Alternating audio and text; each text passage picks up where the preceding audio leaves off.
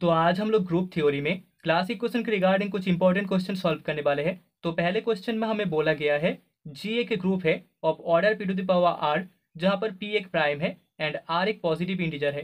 तो यहाँ से हमें शो करना होगा G has non trivial centre. G का जो सेंटर है जेड ऑफ जी वो नॉन ट्रिवियल होगा, मतलब कि इसका ऑर्डर वन से ज़्यादा होगा। तो सोल्यूशन में सबसे पहले वी हैव हमें गिवन है, we have G is a group, G एक ग्रुप है, group of order P to the power r where, जहाँ पर p एक प्राइम है, p is a prime and r is a positive integer.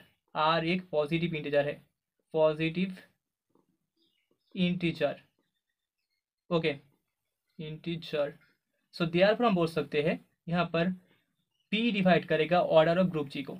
Since हमारे पास order of group G equals to P to the power r है, तो यहाँ पर प्राइम नंबर p डिवाइड कर देगा ऑर्डर ऑफ ग्रुप जी को। सो बाय क्लास इक्वेशन हम बोल सकते हैं, क्लास इक्वेशन यहाँ पर हमें order of group G equals to order of centre of group Z of G plus summation i equals to 1 to m order of class of A i मिल जाएगा। Where, जहाँ पर where class of A1, class of A2 and so on class of AM, ये सभी के सभी are multi member distinct equivalence classes for A1, A2 and so on AM belongs in group ji.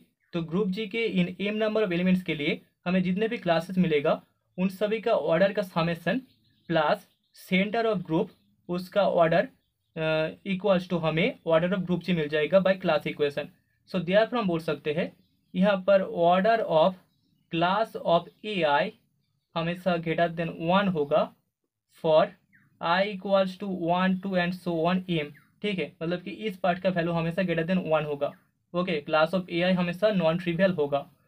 Also order of class of A I divide करेगा order of group G को, divides order of group G, class का order group के order को divide करेगा। This imply हम बोल सकते हैं order of class of A I divides order of group G, that is P to the power R. Okay, हमें given था order of group G is equals to P to the power R. So P to the power R में p एक prime है and r एक positive integer है। So this imply हम बोल सकते हैं यहाँ पर order of class of A i equals to हमें जो वैल्यू मिलेगा दैट इज p और p स्क्वायर और p क्यू और so on p to the power r for i equals to 1, 2 and so on m। ठीक है, i के इन m नंबर ऑफ वैल्यूज के लिए हमें order of class of A i equals to p और p square और so on p to the power r मिलेगा। सो देयरफॉर यहाँ पर हमें मिल चुका है prime p divides order of class of A i for i equals to 1, 2 and so on m। This imply हमें मिल जाएगा p divide summation i equals to 1 to m order of class of A i. Okay, so here यहाँ पर prime p divide करता है order of group G को and prime p also divides summation i equals to 1 to m class of A i का order. So this imply p divide करेगा order of group G minus summation i equals to 1 to m order of class of A i को, that is हम बोल सकते हैं this imply p divide करेगा order of group G से। अगर हम इन m नंबर ऑफ क्लास के ऑर्डर को डिवाइड कर दे, सॉरी माइनस कर दे, तो हमें मिल जाएगा order of Z of G, group का जो सेंटर है उसका order. Okay, so p divides order of Z of G. So therefore यहाँ पर order of Z of G हमेशा ग्रेटर देन 1 होगा, क्योंकि p एक प्राइम नंबर है तो p का वैल्यू 2, 3, 5, 7 मतलब कि 1 से ज़्यादा होगा हमेशा। ठीक है, ऐसे चलता रहेगा, तो प्राइम p का वैल्यू कभी भी 1 नहीं हो सकता। तो यहाँ पर order of Z of G हमेशा ग्रेटर देन 1 होगा। अगर जेड ऑफ जी का ऑर्डर ग्रेटर देन 1 होता है तो हम बोल सकते हैं ग्रुप एक नॉन ट्रिवियल ग्रुप है। ठीक है, ग्रुप का जो सेंटर है वो एक नॉन ट्रिवियल सेंटर है। सो दैट इज द रिजल्ट। तो अभी सेकेंड क्वेश्चन में हमें बोला गया है so that every group of order p square is एबिलियन, जहाँ पर p एक प्राइम है। तो सोल्यूशन में सबसे पहले we have G is a group of order p square and P is a prime. So therefore by the previous question हम बोल सकते हैं यहाँ पर G has non trivial centre, G का जो सेंटर होगा वो नॉन ट्रिवियल होगा, non trivial centre that is यहाँ पर order of centre of group Z of Z is always greater than 1 हमें मिल जाएगा। ठीक है, यहाँ पर order of group G is equals to P to the power R that is P square. ठीक है, यहाँ पर P एक प्राइम एलिमेंट है एंड 2 एक पॉजिटिव इंटीजर है।